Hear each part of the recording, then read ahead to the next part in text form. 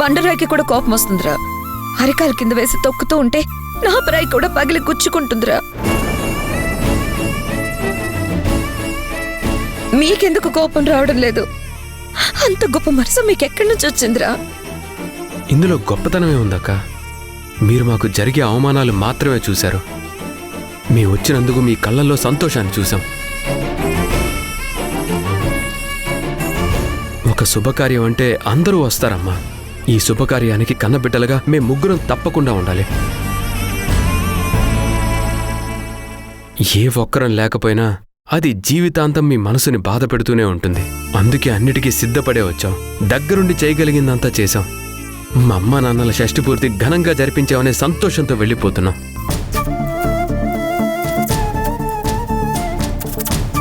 అవమానాలను కూడా ఆనందంగా స్వీకరించే నీలాంటి గొప్ప మనసున్న కొడుకును కన్నందుకు సంతోషంగా ఉందిరా.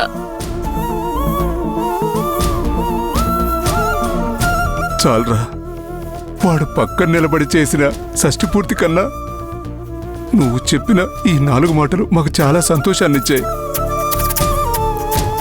రే, బిడ్డ అంటే నీలా ఉండాలిరా.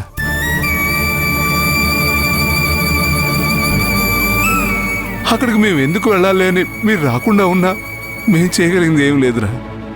కానీ మా కోసం వచ్చారే, మా కళ్ళలో సంతోషం చూడ్డానికి వచ్చారే, మీరు కదరా బిడ్డలంటే. మీరేం బాధపడకండి నాన్న.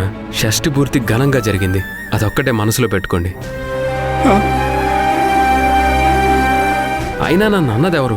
పరాయి వాళ్ళేమైనా అన్నారా? మా అన్నయ్యే కదా. కోపం వస్తే చిన్నప్పుడు ఎప్పుడు కొట్టలేదా? అల్లరి చేశానని తిట్టలేదా? అప్పుడు లేని తప్పు ఇప్పుడెలా అవుతుందమ్మా? అన్నయ్య ఎప్పుడూ అంతే. నచ్చితే ప్రాణం పెడతాడు. నమ్మిన వాళ్ళ కోసం ఎంత దూరం అయినా వెళ్తాడు. ఈరోజు అన్నయ్య నమ్మకం అలేఖ్య. అందుకే తన మీద నమ్మకంతో మా మీద కోప్పడ్డాడు. మనసులో ఏమైనా దాచుకోవడం అన్నయ్యకి అప్పుడు అలవాట్లేదు, ఇప్పుడు అలవాట్లేదు. పర్వాలేదమ్మా. ప్రేమని తీసుకునేటప్పుడు కోపాన్ని కూడా తీసుకోవడంలో తప్పే ఉంది. తీసుకుంటాను. కోప్పడిన ఇదే అన్నయ్య మళ్ళీ దగ్గరికి తీసుకునే రోజంటూ వస్తుంది.